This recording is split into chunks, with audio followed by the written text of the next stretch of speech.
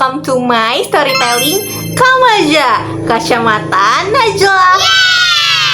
Oke teman-teman, kali ini aku akan bahas tentang pengertian awal-awal public speaking. Sebelumnya aku pengen nanya sesuatu nih. Siapa di sini yang pernah deg-degan banget waktu disuruh maju ke depan kelas? Misalkan lagi presentasi atau lagi ditanya sama dosen. Tangannya dingin, jantungnya berdebar-debar, deg-degan, terus kepala yang tadi penuh dengan ide-ide berlian, tiba-tiba pas udah di depan tuh kosong. Nah, aku juga pernah ngerasain teman-teman. Waktu itu tuh aku berdiri di depan kelas, PowerPoint tuh udah siap lagi mau presentasi. Materinya udah dibaca semalaman. Tapi begitu lihat wajah teman-teman yang menatap ke depan, itu rasanya kayak pengen hilang aja gitu. terus setelah selesai, cuma inget satu hal. Tadi tuh aku ngapain ya? Harusnya aku tuh ngomong kayak gini. Harusnya aku tuh lebih memperhatiin audiens. Bincang langsung sama audiensnya, nggak hanya terpaku sama PowerPoint yang ada di depan dan makalah yang udah dibuat. Nah, setelah belajar public speaking ini, aku jadi ngerti, aku jadi paham. Masalahnya bukan hanya kita tuh nggak bisa bicara di depan atau kita nggak menguasai materinya. Itu sebenarnya masalah juga, tapi masalah yang paling serius dan jarang mungkin ya orang yang aware, yaitu pemahaman tentang public speaking kita. Walaupun materi yang kita sampaikan itu udah top banget, udah relate dengan keadaan sekitar, tapi kalau misalkan public speaking kita nggak diasah, kita nggak banyak ngomong belajar di depan orang, jadi materi yang udah dipersiapkan dari awal yang good banget itu, we never know bakal sampai ke hati dan otak audiens atau enggak. Jadi teman-teman, public speaking ini tuh bukan sekedar berdiri dan berbicara, tapi public speaking ini adalah proses menyampaikan pesan kepada sekelompok orang secara terstruktur, terencana, dengan tujuan tertentu, baik untuk memberi informasi, mempengaruhi, bahkan untuk menghibur. Dan menariknya, banyak orang sukses berawal dari kemampuan berbicara yang baik. Lihat aja para tokoh dunia, misalnya Barack Obama. Banyak orang mengagumi beliau itu bukan hanya karena kebijakannya aja, tapi karena cara beliau berbicara juga. Terus ada Najwa Shihab. Cara beliau menyampaikan pernyataan dan gagasan membuat orang terpikat kan. Kita juga ngelihatnya tuh kagum, kayak Masya Allah, beliau ternyata cara ngomongnya lugas banget ya, lancar banget ya gitu. Terus apakah mereka lahir langsung jago? Kan gak mungkin. Lahir Pasti oleh dong, gak mungkin langsung tiba-tiba balik sedikit. nih, ada mitos yang sering banget didengar. Dia emang udah bakat ngomong.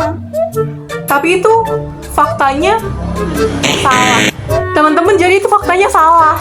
Kemampuan berbicara di depan umum itu berkembang karena ada latihan, praktek.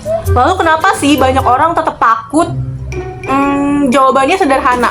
Karena rasa gugup, rasa takut salah, takut ditertawakan, terus takut lupa materi, itu sering banget terjadi. Terus juga takut dinilai sama takut tatapan audiens. Kalau kata dosen saya, anggap aja yang di depan tuh monyet. Teman-teman, padahal gugup itu wajar loh.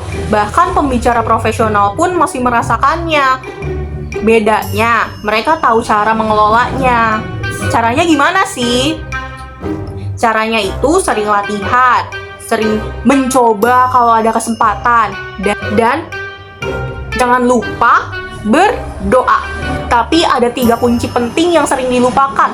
Yang pertama itu know yourself. Kenali diri sendiri dulu. Terus, apa gaya bicara kita? Cepat atau pelan? Santai atau formal? Know your audience. Kita bicara tuh sama siapa? Misalkan sama mahasiswa, bisa berbicaranya tuh non formal, yang gaul, yang masuk ke otak dan hati mahasiswa. Kalau misalkan sama guru-guru, profesor, yang formal, yang santun, Tapi kalau misalkan ke anak-anak, kita juga harus menyesuaikan gaya anak-anak berbicara. Cara menyampaikannya itu pasti berbeda. Lalu, know your materi. Kalau kita benar-benar paham materi, kita nggak akan terlalu tergantung pada slide-slide PPT yang di depan. Nah, aku pernah lihat presentasi yang isinya tuh bagus banget, tapi kayak ada yang kurang gitu. Karena satu hal, yaitu pembicaraannya terlalu fokus kepada materi PPT yang ada di depan. Jadi, sembunyi di balik PowerPoint.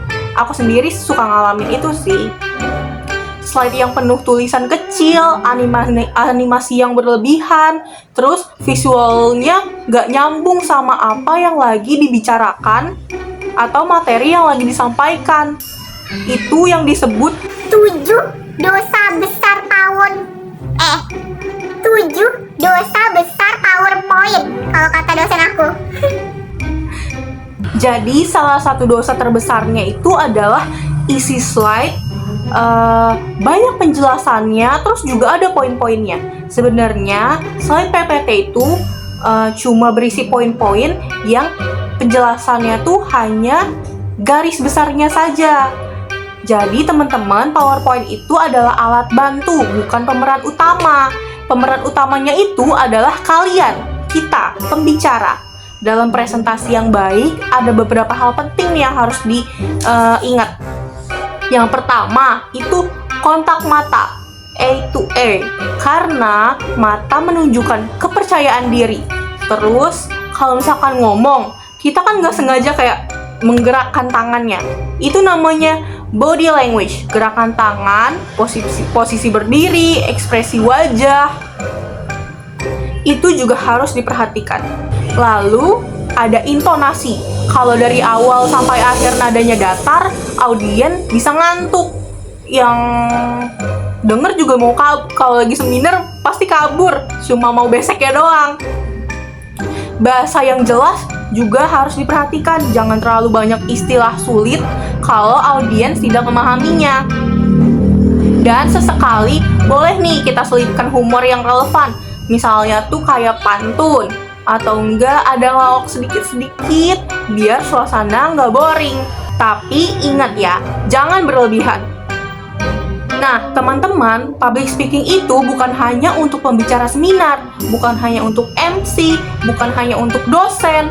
Mahasiswa presentasi butuh public speaking. Calon guru butuh public speaking. Konselor juga butuh public speaking. Pemimpin organisasi juga perlu banget public speaking. Bahkan nih ya, saat wawancara kerja, kemampuan berbicara itu juga menentukan loh. Jika kalau hari ini kita masih gugup, itu bukan tanda kita nggak mampu, itu tanda kita sedang bertumbuh. Karena pada akhirnya public speaking bukan tentang menjadi sempurna. Public speaking adalah tentang menyampaikan pesan dengan tulus, jelas, dan berdampak.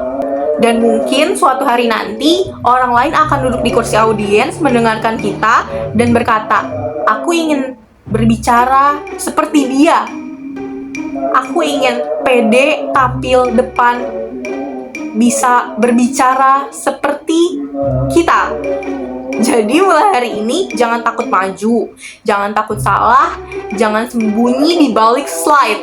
Karena kesempatan bicara di depan umum bukan untuk dihindari, tapi untuk dimanfaatkan sebaik-baiknya. Terima kasih, sampai jumpa di storytelling Kamaja berikutnya. Bye-bye!